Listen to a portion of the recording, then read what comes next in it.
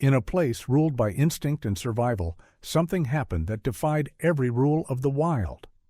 A full-grown male lion, nature's apex predator, stepped out in front of a ranger's truck. He didn't growl. He didn't charge. He just stood there, staring into the man's eyes, pleading. Behind him, a lion cub lay dying in the grass. But here's the part no one expected. They weren't even related. This wild lion had waited for days just to find a human he could trust, to save a life he couldn't. What happened next will silence even the hardest hearts. The fog clung low across the rutted road of Varka Ridge, curling around the front bumper of Alan's patrol truck like a living thing. Morning hadn't fully broken yet, but he was already halfway through his pre-dawn route, headlights slicing through a wall of mist that blanketed the reserve's northern boundary. The radio crackled with static behind him, useless in this dead zone near the abandoned mining corridor. He didn't mind the silence. He preferred it. Out here, away from tourist chatter and paperwork, he felt something closer to real purpose, something closer to understanding the creatures he'd sworn to protect. As the truck crept around a bend, the tires crunched gravel, and then everything stopped. A massive silhouette emerged from the fog, immobile, unblinking. Alan slammed the brakes. His seatbelt snapped tight across his chest. Just 20 feet ahead, standing directly in his path, was a lion. Not just any lion, but a full-grown male, shoulders broad as a truck hood, a tangled dark mane soaked in dew. The beast stood without aggression, no low growl, no snarling jaws, just stillness. And its eyes, amber and impossibly bright, locked with his. Alan's hand hovered near the rifle beside him. He didn't reach for it. Something was wrong. He'd spent enough years in the bush to know when a predator was about to strike. This wasn't that. This wasn't posturing. It wasn't a territorial challenge. There was no wind-up in the beast's legs, no twitch in the tail. There was hesitation, purpose, a question, almost. Then the lion turned its head, slowly, deliberately, toward a clump of tall grass off the road's shoulder. Alan followed the gaze and saw it. A small shape, motionless in the wet grass. The cub couldn't have been more than a few months old. From this distance, Alan could make out the tremble in its flank, labored breathing, the way its tiny paws curled and stretched in weak spasms. Its body barely moved, but its pain was obvious. Alan stepped out of the truck. The crunch of his boots on gravel sent a whisper of sound through the morning fog. The lion didn't flinch. It stood still, watching him with eyes that no longer looked wild. They looked desperate. He took a slow step forward, then another. "Easy now," he murmured, more for his own pulse than the lion's. "I see him." His words vanished into the mist. Alan stopped 10 feet from the lion. The beast didn't move, but its tail flicked once, a tight, anxious motion. Alan dropped to one knee, raising a compact pair of binoculars from his chest. He focused on the cub. The signs were bad: shallow breaths, pupil dilation, mucus at the nostrils. Symptoms consistent with poisoning. He'd seen this before: predators falling victim to bait, laced with carbofuran or similar pesticides. It was a favored method of poachers, especially those who wanted to quietly eliminate large carnivores near illegal grazing zones. He lowered the binoculars. "Damn it," he whispered. "He doesn't have long." The lion let out a low, rhythmic huff, not quite a growl, not quite a chuff. A sound used in greeting or reassurance. It didn't break eye contact. If anything, it looked at Alan as if expecting something. And in that moment, Alan felt the crushing weight of an impossible decision. There were protocols for this. Call it in. Wait for backup. Never approach a wild predator, especially not one this close and this calm. But this wasn't protocol anymore. This was something else. He stood slowly, never turning his back. "You brought me here, didn't you?" he said softly. "You waited." Another breath, another flick of the tail. Alan moved toward the cub. He could feel the lion's gaze on his spine, sharp and heavy like the sun on a summer patrol. When he reached the cub, he crouched, scanning the body for wounds. No external trauma. Salivation at the mouth, muscle tremors, weak pulse. Textbook symptoms. He didn't have his field med kit. It was still in the truck. Worse, he didn't have any sedative or antitoxin on hand. Not out here, not this early. And then a sound broke through the fog. Click. A paw step. The lion was moving. Alan froze. Out of the corner of his eye, he saw the huge animal step to the side, not forward, not toward him, but to the side. It created space between itself and the cub. Space for Alan to work. "Are you letting me?" he whispered. No answer, of course, but the lion sat down heavily on its haunches, ears pricked, body coiled but not hostile. Watching, Alan didn't wait for a second invitation. He slid one arm beneath the cub's tiny body and lifted. It was lighter than expected. Too light. The bones beneath its golden fur felt fragile, as though the life inside had already begun to retreat. The cub whimpered. Weak, barely a sound, but it was enough to rattle the lion. A deep, guttural growl rumbled from the adult's throat, a low, vibrating threat. Alan stopped moving. "I know," he said quietly. "That hurt him. I'm sorry." He stayed frozen for a full 10 seconds, heart hammering in his chest, until the growl faded and the lion resumed its vigil. Step by careful step, Alan carried the cub to the back of his truck. He laid the small body on a folded canvas tarp and pulled out a blanket from under the seat. His breath fogged in the cold morning air. The lion hadn't moved. "I'm taking him to the station," Alan said, "to get help." The words were absurd, ridiculous. He was talking to a lion, but the lion rose and began to follow. As Alan started the engine and rolled forward, the lion didn't run. It didn't roar. It simply followed, walking in the road center, never losing sight of the truck, like a silent guardian escorting a fragile piece of its soul. Alan glanced in the rearview mirror, and what he saw would follow him for the rest of his life. A wild lion pacing steadily through the rising fog, eyes locked on the vehicle carrying its dying cub, not with rage, but with trust. He turned back to the road. "We're not just wildlife officers anymore," he murmured. "Today, we're emergency responders."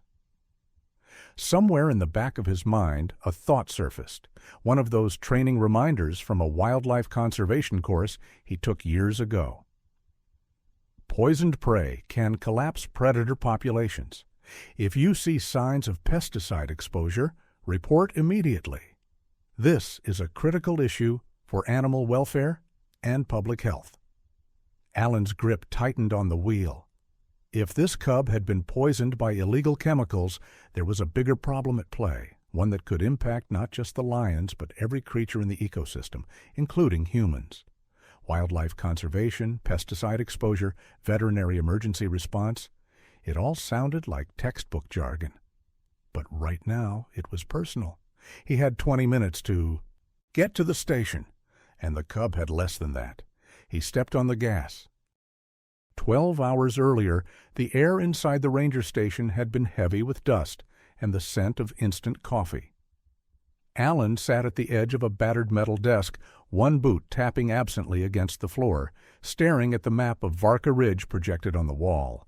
Most of the markers were familiar: wildlife corridors, sensor arrays, water points. But his eyes kept drifting to the grayed-out section near the eastern border.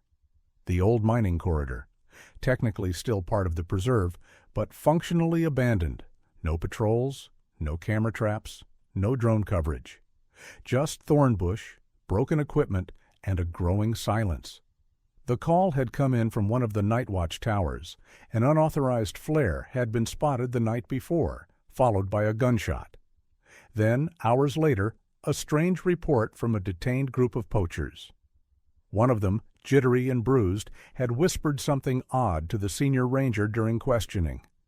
There's a lion crying up there, all night, not hunting, just mourning. Alan didn't believe in ghost stories, but he did believe in patterns. And this one didn't sit right. He volunteered for the solo patrol. Technically, protocol required 2 rangers for off-grid inspections, especially in sensitive zones like the Ridge Corridor. But they were short-staffed, and truthfully, Alan preferred working alone. Out there, it was just the land, the wind, and the lives he was responsible for protecting. No meetings, no radios, just instinct. By the time the sun dipped beneath the horizon, Alan had already passed the last camera-monitored boundary. He drove slowly, windows down, letting the night settle over him. The stars came out like old friends. The farther he went, the more the land changed. Trees grew thicker here, not tall but gnarled, twisting shapes that clawed at the sky like ancient fingers. The remains of the mining camp still stood in pieces. Corrugated tin roofs bent by time, metal scaffolding sinking into soil, one rusted, Digger half buried like a sleeping beast. He parked beside a ridge and cut the engine. For a long moment he just listened. Nothing. Then a sound, so soft he nearly missed it. A low, pulsing moan, like wind caught in a hollow tree. But it wasn't wind. It was grief. He stood still, heart slowing, letting his ears adjust. The sound came again. It wasn't a lion's roar, not the full-chested dominance call that vibrated through the savannah. No, this was shorter, thicker. A sequence of broken vocalizations, spaced irregularly. Like someone calling, waiting, calling again. He climbed a nearby slope with his handheld thermal scope. The elevation gave him a view of the shallow gulch below, tangled in thick grass. He scanned slowly, calibrating for movement, and then a heat signature blinked to life, small, low to the ground. Still, and beside it another, larger, pacing a tight, tense circle. Alan adjusted the zoom. The larger figure moved with purposeful steps, shoulders rolling like waves. A mane bristled faintly in the night air. The lion? The cub was down, not dead yet, but not far from it either. Alan raised his camera and captured the frame. He didn't know why. Instinct, maybe. Proof. Documentation. Or perhaps some part of him already knew that what he was seeing would be difficult to explain later. That these moments, quiet, strange, and raw, would need to be remembered exactly. As he prepared to descend, a sound behind him made him stop cold. A metallic thunk, then a shuffle. Alan turned slowly, fingers brushing the tranquilizer sidearm on his hip. Nothing moved. He waited, breath shallow, the night pressing close. Then he saw it. A faint reflection near his truck. Something had brushed the bumper. He moved downhill slowly, eyes sweeping the tree line. No eyeshine, no movement, just the dark. When he reached the vehicle, he checked the door handle. Still locked, but on the hood, fresh paw prints, damp, large, right across the front. He didn't sleep that night. Instead, he camped in the cab with the windows cracked, listening. The next morning, before the sun crested the hills, Alan drove slowly back to the gulch. And there it was again, the lion, in the same spot. This time standing by the road. It was waiting, and Alan understood. This wasn't coincidence. It wasn't random. The lion hadn't wandered near a ranger. He had found him, brought him here, chosen him. Alan's fingers gripped the steering wheel tighter as he replayed the moment in his mind. The way the lion had stepped aside, the way it hadn't attacked, and how it had followed the truck afterward, silently, like a sentry. The drive back toward the station was slow and deliberate. Every few minutes, Alan checked the side mirror. The lion was still there, keeping its distance, but never falling out of sight. And then Alan realized something that made his stomach turn. The road they were on. It passed directly through zone. B. One of the suspected pesticide runoff sites from illegal grazing operations. The same areas flagged last year for unregulated herbicide disposal, places where environmental researchers had issued warnings about long-term toxicity. He remembered the report. He'd even signed off on one of the satellite mapping grants, but back then it had just been paperwork. Now it was real, and it was killing. If this cub had consumed poisoned carrion, or worse, if the mother had before her disappearance, it would explain the symptoms, the seizures, the respiratory strain, and it would mean others might be at risk. This wasn't just one animal's tragedy. It was an ecosystem unraveling. Alan reached for the radio mic clipped to the dashboard. Station 1, this is Alpha 3. I'm en route with a live cub, critical condition, suspected poisoning. Repeat, suspected chemical poisoning, possibly linked to agrotoxins in Zone B. Requesting immediate prep for intensive care intake. Over. Static buzzed for a moment. Then a voice. Alpha 3, confirmed species? Alan glanced into the back seat, where the cub's shallow breathing moved the blanket like a trembling tide. Panthera leo, male, juvenile, and he's not alone. There was a pause on the line. Understood. Prep team standing by. And the adult? Alan looked into the mirror again. The lion's silhouette stood framed in the dust trail, unmoving. He's still following. Copy that. Proceed with extreme caution. Alan didn't reply. What could he say? How do you explain that a lion didn't just trust you to help, but brought you into his grief? How do you tell your team that protocol had become irrelevant in the face of something ancient, something wild, something human? As the station's solar array came into view on the horizon, Alan glanced at the cub again. It whimpered once, weak, barely audible, but the lion behind them let out a long, low chuff in response. And in that echo, Alan heard a promise. We are not done yet. The station came into view slowly, like a ghost rising from the morning haze. Alan eased the truck down the gravel path toward the intake bay behind the wildlife clinic. As he pulled up to the side gate, the sun was just beginning to slice through the clouds, casting long amber streaks across the field. His eyes flicked to the rearview mirror. The lion was still there.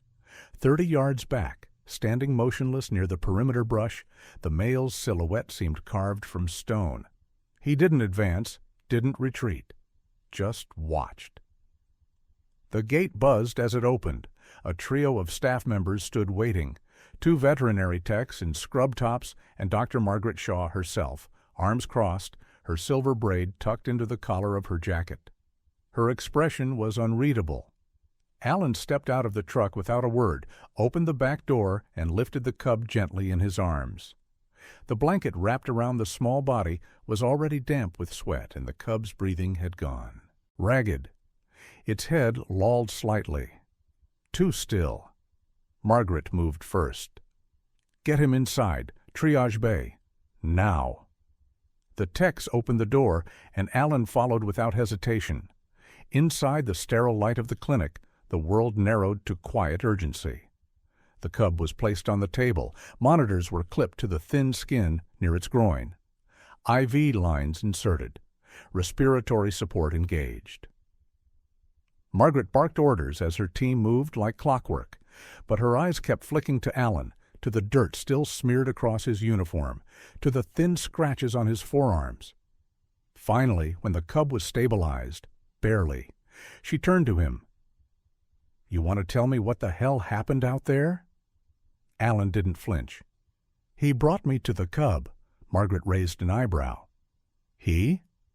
The lion, the adult? He blocked my truck, led me to the cub, let me take him. Margaret folded her arms. And you didn't call it in? There was no signal in that corridor. And he was dying.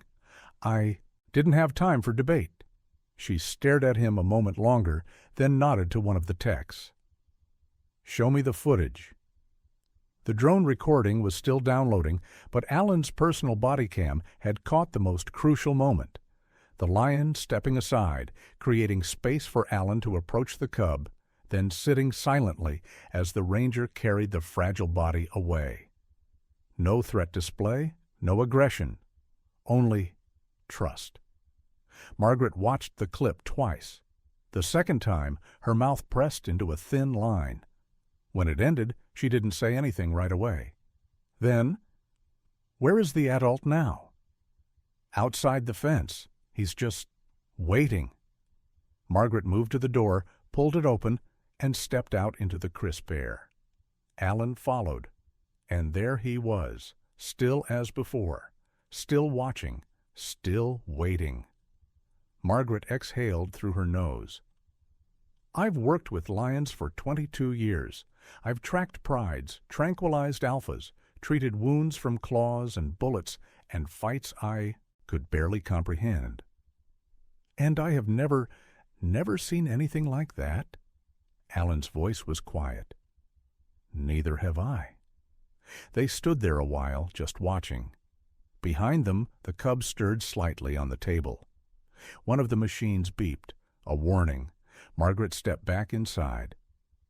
His vitals are unstable, she said over her shoulder. I need full tox screens and blood panels. If this is carbofurin, we're going to need activated charcoal and atropine immediately. Alan remained by the doorway. I think he was poisoned. There's runoff out there from illegal graze zones. I saw signs last year. Margaret nodded. I know, but that's not the only problem. Alan frowned. What do you mean? She tapped the screen beside the table. This cub? He's emaciated, not just poisoned. He's malnourished, and his limbs show minor fractures that are already healing. This little guy's been struggling for a while. Alan stepped closer. So why now? Why bring him to us now? Margaret looked at him. Because he's finally dying, and whatever that lion is, father, protector, I don't know. He's out of options. The cub let out a low, pained whimper. Margaret's face softened. I'll do everything I can, but we're walking a knife's edge. She paused, then added, You said the adult followed your truck? Alan nodded. Every step, from the gulch to here. Margaret's voice dropped. We need to keep him close. Alan blinked. What? If the cub makes it, he'll need familiarity to anchor him. And if he doesn't... She paused, her voice quieter. We owe the lion that much. Alan felt something tighten in his chest. Hours passed. The cub was moved to a recovery unit. His breathing was assisted. Fluids pumped. The lab results confirmed Alan's suspicion. The poison was carbofurin, an illegal pesticide often used by poachers to bait scavengers and large carnivores. Margaret stood with the report in hand. You were right. Alan didn't feel any satisfaction. He looked through the one-way glass at the cub, lying motionless under a heat lamp. What now? We keep fighting, she said, and maybe we let him see his guardian. Alan turned. Seriously? Margaret didn't blink. We've got that old rehab enclosure, glass walls, safe viewing corridors. If we let the adult in, controlled access only, we might avoid triggering stress responses in the cub. You said it yourself. He brought the cub to you. He trusted you. Alan looked toward the lion again, still a patient sentinel beyond the fence line. He didn't just trust me, Alan said. He trusted all of us. Margaret's voice was quieter now. Then let's not let him down. Outside, the sun began its descent, casting long, golden shadows across the grass. The kind of light that made everything look holy, even the edges of worn-down fences and cracked concrete, the kind of light that made even lions look like kings again. Alan walked to the gate, and the lion rose to meet him. The enclosure had once housed a pair of injured cheetahs recovering from fractures. Now it stood empty. Glass-reinforced walls, clean but weathered, the ground inside still padded with hay and sand. It wasn't built for lions, but it was the best option they had. Margaret oversaw the prep herself, issuing orders with the kind of quiet authority only experience could provide. Alan stood nearby, watching the final touches. Reinforced entry gates, pressure locks, cameras, microphones. Not for monitoring the lion. He wasn't the threat here. The real reason for all this was to make sure no one panicked when the unimaginable happened, allowing a wild predator into a facility usually designed to keep such creatures out. The sun was dropping, casting that burnt orange haze over everything. It made the reserve look cinematic, like one of those high-definition documentaries Alan used to watch late at night on streaming platforms. Except this wasn't a film. This wasn't narrated by a calm, British voice. This was real. Margaret stepped beside him. We open the side gate. He walks in on his own terms. No noise, no people nearby. You'll be the only one in sight. Alan gave a tight nod. I'll do it. She raised an eyebrow. You sure?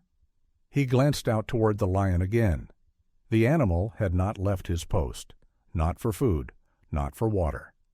Rangers had discreetly placed a clean bucket nearby, and sometime during the night it had been emptied. But the lion had never moved far. It waited as if bound by an oath no one else could hear. He followed me here, Alan said quietly. Let me return the gesture. The preparations finished at dusk. They waited until the wind died down and the station lights were dimmed to a glow. Then Alan walked to the main gate. He opened it. The lion stood 20 yards away. Still. Silent. Alan didn't speak. He didn't raise his hands. He just stepped back, one careful pace at a time, clearing the path to the enclosure, gate. And then he waited. For a long moment, the lion didn't move. Then, slowly, it began walking.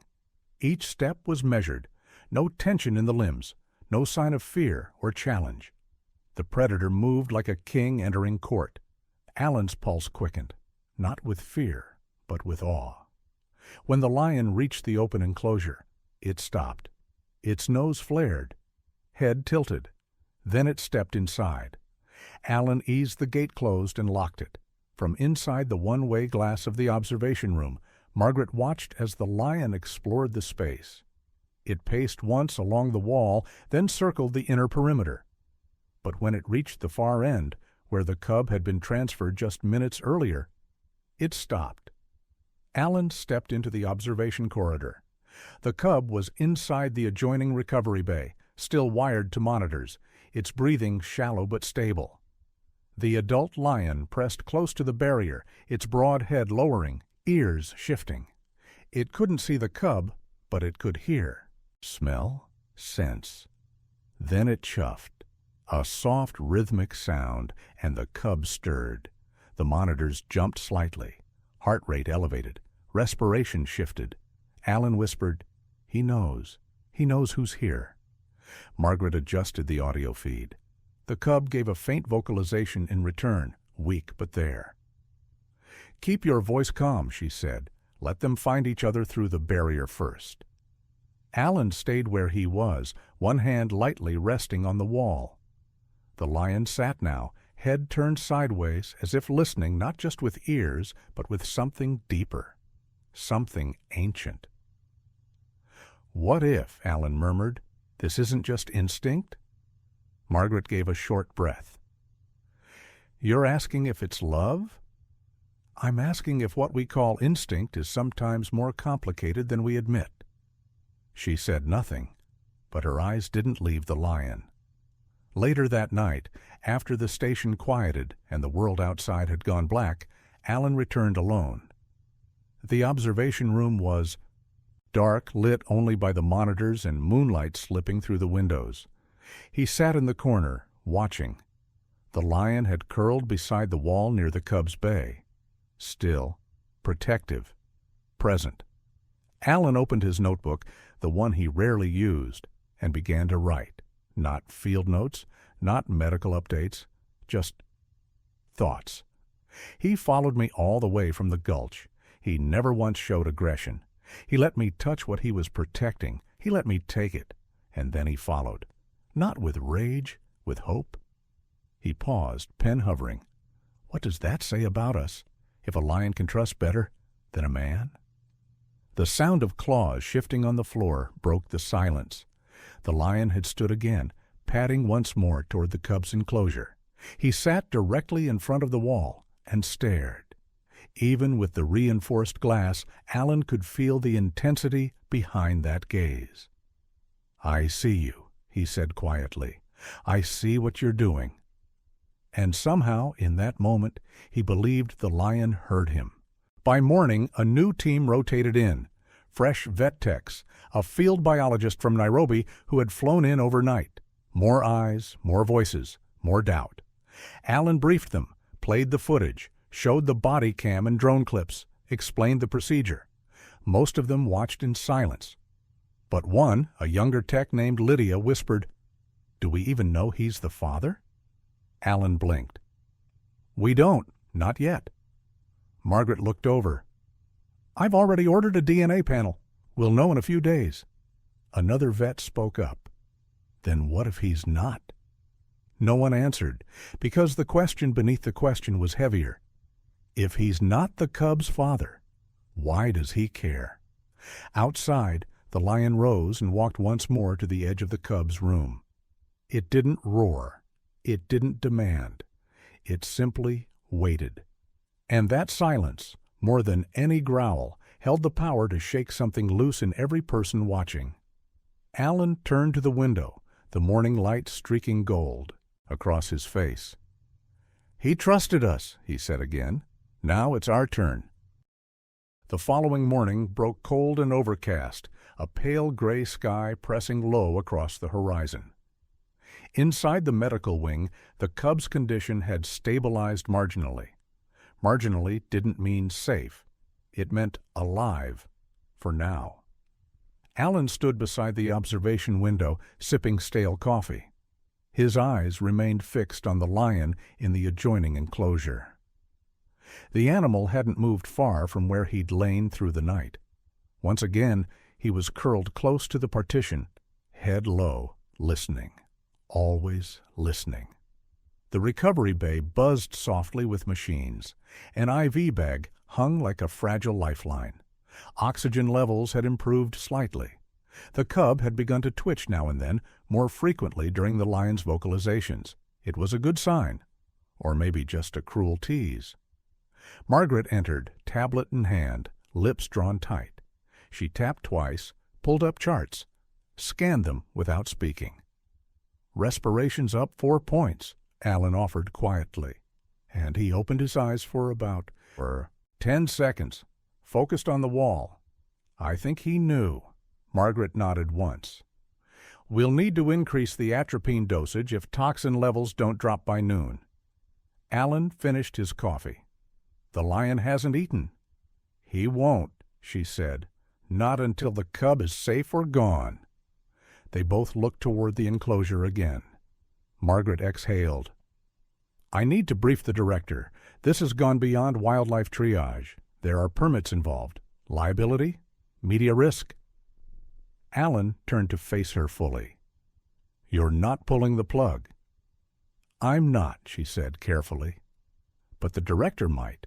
We've already broken every rule on predator handling." He shook his head. "He came to us." "I know." "No, really. He brought the cub. He followed. He waited. He trusted. That has to mean something." Margaret looked at him for a long moment. "Trust," she echoed. "That's a hard thing to defend in a report." Just after noon, the director arrived. A tall, clean-cut man in a pressed shirt with a kind of smile that never reached his eyes. His name was Derek Fallon, and he carried the scent of boardrooms and risk assessments. He listened politely to Margaret's briefing. He reviewed the drone footage. He nodded at the live feed of the lion sitting protectively in the enclosure. Then he turned to Alan. "You're the one who brought the cub in?" "Yes." "And you knowingly allowed a wild apex predator to follow you to a secure medical facility?" "He followed me. I didn't invite him." That's a distinction lost on legal counsel." Alan didn't blink. "With respect, sir, if we hadn't intervened, the cub would be dead. Probably in a ditch, foaming from the mouth, body seized in pain." Fallon folded his arms. "We don't debate outcomes. We enforce policies. Do you know what happens if that lion breaches the enclosure? If someone's injured? If the cub dies and the adult reacts violently?" Alan's voice dropped. "Do you know what happens if we become the people who turned our backs on trust?" Silence stretched. Margaret cleared her throat. "The team and I have agreed to continue supervised observation. The lion has exhibited no aggressive behavior, and the cub is responding to treatment." Fallon's jaw worked once, twice. Then he nodded. "2 more days. After that, I want both animals separated and a full transition plan in place. This ends clean, or it ends now." He left without another word. Margaret turned to Alan. "We don't have 2 days. We have 1, maybe less." Alan glanced toward the cub. Its breathing was shallower again. Later that evening, Alan returned to the enclosure with a vet tech named Jonah. Young, nervous, but competent. They carried new meds and a portable scanner. The cub had started convulsing again. They needed to reassess internal damage. As they worked, the lion rose and approached, each footstep slow, deliberate. Jonah stiffened. "He's too close." Alan raised a hand. "Don't move. Just keep talking." The lion stopped just shy of the barrier. He tilted his head, eyes flicking between Jonah's hands and the cub's flank. Alan continued his steady explanation. "We're trying to help. This shot goes into the muscle to reduce the spasms. It'll hurt for a second, but it'll help." Jonah administered the injection. The cub jolted slightly, letting out a sharp cry. The lion growled low. Not a threat, something closer to a warning. Alan held his ground. "I know, that wasn't good, but he needed it." The lion stepped forward, pressing his head gently against the barrier between them and the cub. He stayed there, unmoving, as the cub whimpered once more, and then quieted. Alan swallowed. "He's letting us. He understands." Jonah whispered, "He's grieving." Alan shook his head. "He's hoping." That night, Alan stayed late again. Margaret joined him, after midnight. Neither spoke for a long time. Outside, the enclosure was bathed in moonlight. "I ran a preliminary blood comparison," she said softly. "The cub's DNA doesn't match the lion's." Alan blinked. Not his son? No, not even the same bloodline. He leaned back in his chair. "Then why—" Margaret looked at him. "I don't know." But Alan did, or at least he felt it in his bones, because sometimes family isn't defined by blood. It's defined by choice, by the weight of staying when it's easier to walk away, by loyalty that doesn't ask questions. And this lion, this magnificent wounded guardian, had chosen that cub. As dawn crept over the ridge, casting light across the sleeping reserve, Alan stepped into the enclosure once more. The lion rose to meet him, not with threat, but with eyes filled with something deeper than instinct. Alan placed a hand on the glass. "We're not done yet," he whispered. "And neither are you." By the time the sun rose fully over the Varka Ridge station, Alan was already on his second pot of coffee. He hadn't slept. Neither had Margaret. The cub's condition had continued its unpredictable sway between fragile stability and critical collapse, like a candle flame flickering in an unseen wind. But this morning there was something new, something definitive. The DNA results had come in. Margaret walked into the break room with the printout in hand, her face unreadable. Alan looked up, half expecting confirmation of what he'd begun to believe, despite the evidence, that the lion and cub were connected not only through behavior, but biology. Margaret shook her head before he could speak. No match. Alan stared at her. None? Not even close. They're not related by blood, not on the father's side or mother's. This cub, he's from an entirely different lineage, possibly from a pride miles north of here, maybe even further. Alan leaned back in the chair, rubbing the back of his neck. Then how did he end up with that lion? Margaret sat down slowly, her eyes dropping to the table. That's the part that makes no sense. It shouldn't be possible. Unless, Alan said, he took the cub in, chose him. Lions don't do that. Neither do people, half the time, he said. But this one did. They sat in silence for a moment. The lion had stayed close all night again, lying beside the recovery bay's glass wall, breathing in rhythm with the cub, and when the cub stirred, letting out a low cry just before dawn, the lion had risen slowly, pressed his head gently to the divider, and let out the same soft chuffing sound he had used back in the wild, the same sound that had called Alan to follow, a sound that now echoed like a promise. Alan turned to Margaret. "You ever hear of a lion doing something like this before?" She shook her head. "We've had cases of males tolerating cubs. Rare, but not unheard of, especially if the pride is stable and the male is the biological father. But taking in a cub from another pride? Never. It goes against every known rule of lion behavior. They usually kill outsiders." Alan nodded slowly. Maybe the rules are changing. Or maybe, he thought, the rules were never the full story. The cub's test results showed lingering traces of carbofurin, more than enough to kill a full-grown antelope.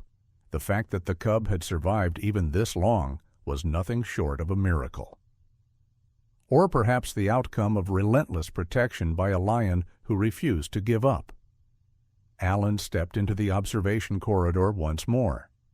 The lion stood at the far side of the enclosure now, pacing slowly. He turned when he heard Alan approach. Their eyes met through the reinforced glass.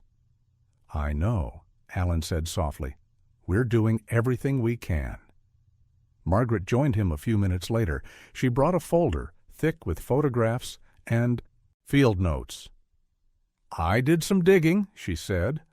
3 weeks ago, a pride to the north was attacked. Poaching unit, illegal cattle grazing nearby. The mother lioness disappeared. A few carcasses were found. No sign of the cubs. Alan flipped through the photos. Scorched earth, trampled brush, bullet casings. "I think this cub was the only survivor," Margaret continued. "And somehow, he ended up here, with this lion." Alan ran a hand through his hair. "So the question isn't just why the lion protected him, it's how he found him." Margaret nodded. "And why he never left." They watched the lion for a long moment, then turned their attention back to the cub. The little body had started to look stronger, more color in the gums, less twitching. His breathing now was low but regular, still not out of the woods, but fighting. Alan leaned in close to the glass. "Keep going, kid. He hasn't given up on you, and we won't either." Later that afternoon, a new delivery arrived, donated equipment from a conservation nonprofit specializing in wildlife rehabilitation. Among the supplies was a new portable dialysis unit and a shipment of high-grade activated charcoal formulations used for treating severe poisoning cases in exotic species. Alan looked at the shipping manifest and smiled. Technology and compassion, when paired together, could save more than lives. It could rewrite the future. As the sun began to dip behind the ridge, the team prepared the final treatment phase. The cub's body had begun to respond, but the lingering toxins in his system needed full filtration. The dialysis machine would do what his kidneys couldn't yet manage. Jonah helped Alan prep the unit, while Margaret inserted the lines with clinical precision. All the while, the lion remained in the enclosure, moving only when the cub was moved. That evening, something extraordinary happened. The lion rose, approached the edge of the cub's bay, and gently pressed his paw against the glass. On the other side, the cub lifted his head.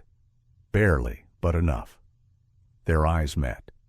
Margaret whispered, "That's recognition." Alan didn't respond. He couldn't. He was watching something sacred. When the dialysis finished and the cub was resting again, Alan went outside, stood beside the glass, and looked the lion in the eye. "You're not his father," he said quietly, "but you're his family." The lion blinked once.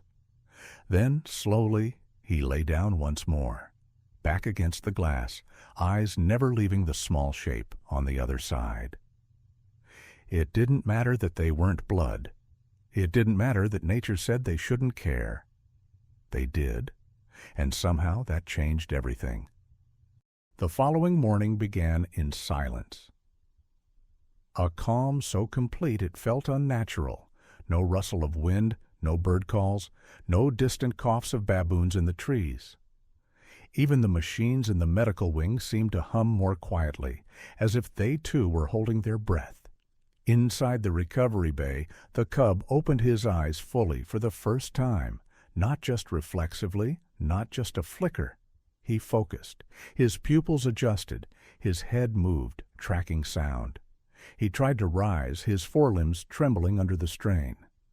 The machines beeped in response, but no alarms sounded.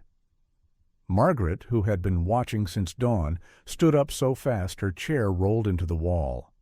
Alan, just arriving with a tray of food for the team, dropped it halfway through the door. "He's awake," Margaret said. "Really awake." They moved carefully, quietly, knowing that this moment might be fragile. Alan stepped to the glass wall separating the cub from the lion and tapped twice. Outside in the enclosure, the lion lifted his head. He stood slowly, like a soldier coming out of a long vigil. Then he walked, unhurried, to the glass. The cub responded before he arrived. He let out a sound, something between a chirp and a moan. Weak but intentional. The lion chuffed in return. Alan whispered, "They're talking to each other." Jonah entered with a portable diagnostic tablet and scanned the cub from outside the enclosure. "Temperature normal, pulse stable, toxin clearance looks good. He's still underweight, but he's fighting back now." Margaret's eyes didn't leave the lion. "We need to think about next steps." "You mean release?" Alan asked. "I mean something in between," she said. "We can't just keep them in this facility, not long-term, but we also can't just let them go. Not yet." So they devised a plan. Just east of the station lay a transitional zone, an area with controlled access, fencing hidden by brush, and automated monitoring systems. Originally built for the reintroduction of injured cheetahs, it was now vacant and ideal for a temporary wild environment. It offered space, shelter, and, most importantly, freedom. The idea was to move both lions there together. If the cub continued to recover, it would provide a safe path back into the wild under the protective watch of the adult. And if something went wrong, they could intervene quickly. The permits were rushed, the veterinary forms signed. Within 24 hours, the transition was approved. That evening, Alan returned to the lion's enclosure. The sun was low, bleeding gold across the grass. He opened the viewing hatch and placed a hand on the outer gate lever. The lion stood. "This next part," Alan said, "we're going to try something new. It's a bigger space. You'll have room, and he'll be there with you." The lion didn't move, but his ears turned forward. Later, under Margaret's supervision, the cub was moved. His IV lines had been removed that morning, and while he still walked like a newborn foal, stumbling, soft-legged, he walked.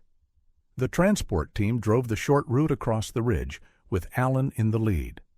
The lion followed again, not in a vehicle, not restrained, just walking, his massive body moving through the savannah with quiet intent, never losing sight of the truck. The moment they reached the transitional zone, Alan got out and opened the enclosure's outer gate. The cub was carried gently to the center of the field and laid in a patch of soft grass. The staff backed away quickly. Then Alan opened the lion's gate. The adult emerged slowly, stepping into the field like a monarch surveying his domain. He paused when he saw the cub, then moved directly toward him. Everyone watching held their breath. The lion reached the cub, lowered his head, and nuzzled him gently. The cub responded with a faint vocalization and pressed his body against the lion's chest. Alan let out a breath he hadn't realized he was holding. Jonah, watching through binoculars, whispered, "You think this is permanent?" "I don't know," Alan said, "but it's real." The camera footage from that day, captured by remote wildlife security systems, would later be used in educational campaigns about ethical wildlife rehabilitation, animal intelligence, and the importance of biodiversity protection. Several conservation groups included the clips in campaigns addressing the dangers of agricultural pesticide use, connecting viewers emotionally to the invisible cost of environmental contamination. One of the videos even ran alongside a sponsored message from a sustainable agriculture brand promoting eco-safe farming alternatives with the slogan, "Because what poisons the wild poisons us all." It was one of the highest-performing awareness ads that quarter. But here, in this place, none of that mattered. The cub took a few shaky steps on his own by nightfall. The lion never strayed far. Alan stayed by the viewing gate long after the others had gone. He watched the two of them lying in the moonlight, the cub curled into the lion's side, the big male blinking slowly, always alert. Margaret returned briefly to check on him. "You could go get some sleep," she offered. Alan shook his head. "Not yet." She placed a hand on his shoulder, then left without another word, because she understood. Some moments can't be walked away from. Some bonds can't be left alone. Not yet. And sometimes, when the world breaks its own rules, when a lion adopts a stranger's cub and trusts a man to help, it's not a mistake. It's a message. It had been exactly 1 year since the lion walked into their world and asked for something no one had ever expected: help. 1 year since a ranger broke protocol to carry a dying cub into a clinic built to keep the wild at a distance. And 1 year since that same cub had been carried out again, stronger, blinking at the sun, while the lion who saved him watched in silence. The morning came softly, no fanfare, just the slow blooming of gold across the savannah. Alan arrived before sunrise. He always did on this day. He parked the truck at the edge of the eastern overlook, far from the facility, where the reserve opened up into long waves of tall grass and scattered bush. He didn't bring coffee, didn't bring a camera, just a pair of binoculars and a quiet sense of duty that hadn't dulled since that first day. The air was cool and dry, the land still. Somewhere far off, a distant bird trilled, but otherwise it was quiet. He waited. The pride emerged just after the sun crested the horizon. They moved like smoke through the brush, fluid, unified. 3 adult lionesses in the lead, one slightly limping from an old hip injury. Then 2 younger males, still scrappy, but growing bold. At the rear came a lion who walked with calm confidence, muscles moving like poetry under tawny fur, his mane starting to form in uneven patches. He was no longer a cub, not yet a king, but well on his way. Alan recognized him instantly. Same eyes, same left ear with the faint jagged edge from an early infection they had treated in the clinic. The lion moved slowly, pausing every few feet to scent the wind or glance at the trailing members of the pride. He wasn't just walking with them. He was leading. Alan's chest tightened. "You made it," he said under his breath. "You really did." The young lion stopped suddenly, his head lifted, ears forward. Alan lifted the binoculars. A movement, subtle and solitary, appeared near the edge of a termite mound to the south. It was a lion, older, mane streaked with ash gray, thinner than it had been, but the same broad chest and deliberate pace. The guardian, the one who had carried the cub through the worst without ever asking for anything in return. He hadn't approached the pride directly. He was watching from a distance, half hidden, as if checking from afar, but unwilling to interfere. The moment the young lion turned and met his gaze, everything stopped. The old lion dipped his head. Not deeply, not dramatically, but it was enough, a gesture of approval, a signal. The young lion chuffed once, low and brief, then he turned back toward the pride and walked on. The old lion didn't follow. Instead, he stepped up onto the mound, stood tall for a moment, and looked out across the plain. Alan lowered his binoculars and let the moment settle. Behind him, he heard soft footsteps. Margaret approached slowly, holding 2 tin cups of coffee. She handed one to Alan without speaking. For a while, they just stood there, shoulder to shoulder, watching. "You knew he'd come today," she said finally. Alan nodded. "He's never missed." "He looks older." "He is." "You think this is goodbye?" Alan didn't answer right away. He sipped the coffee. "I think he came to see for himself." "See what?" "That the cub didn't just survive, that he became something more, a leader, a lion who didn't forget where he came from." Margaret looked at the retreating pride. "You ever seen anything like this before?" "No," Alan said, "and I don't think I ever will again."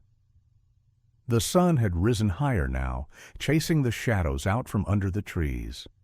The old lion stepped down from the mound and walked into the brush, slow and steady. He didn't look back.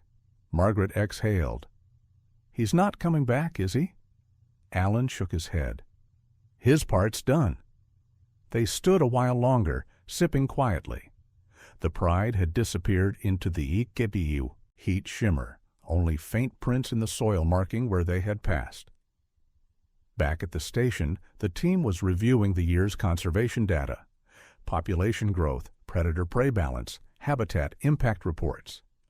The young lion's pride had stabilized an area once overrun with scavengers, their movement patterns documented through satellite collars and trail cameras.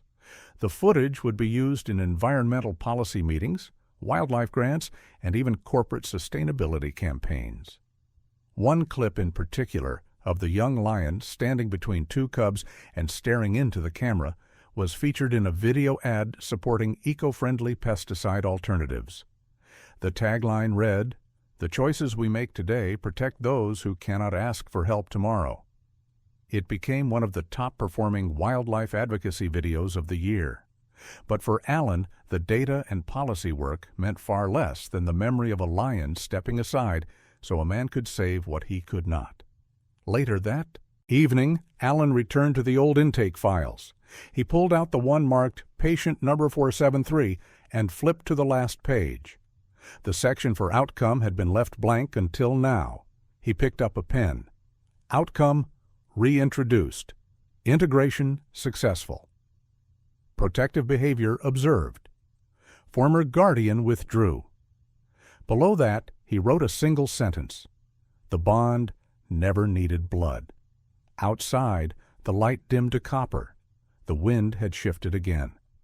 Alan stepped out, walked slowly to the edge of the reserve's northern trail, and stood facing the wild that had once looked back at him with amber eyes. He didn't say goodbye. He didn't need to. Instead, he whispered something low, just above the breeze. I kept my word. And in the quiet that followed, as the first stars began to show, the land itself seemed to answer, not with sound, but with peace.